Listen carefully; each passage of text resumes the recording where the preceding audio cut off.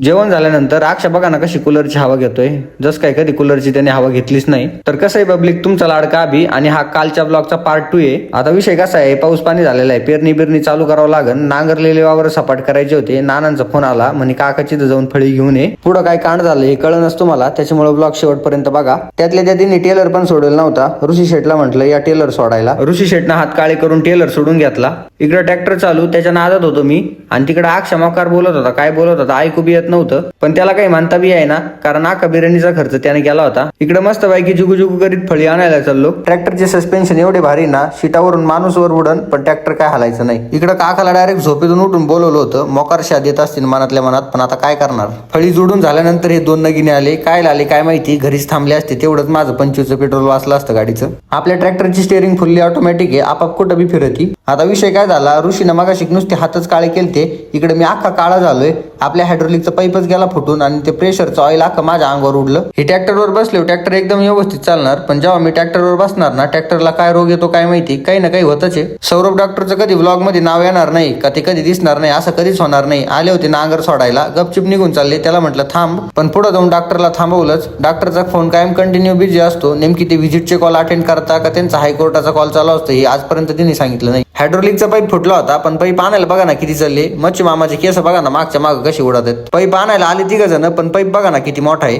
हे आहे आपल्या आरगडी पाटलांचं दुकान. इथं शेतीचे सगळे सामान भेटतात, फक्त न्यायला यावं लागत आहे. चला, आमचा दिवस गेला अख्खा खाण्यापिण्यात, पण तुमचा दिवस वाया नका घालू. फक्त लाईक आणि फॉलो करून जा. पण आमचे ब्लॉग बघण्यासाठी 5 मिनिटं तरी काढा, नाही तर डायरेक्ट जाशान.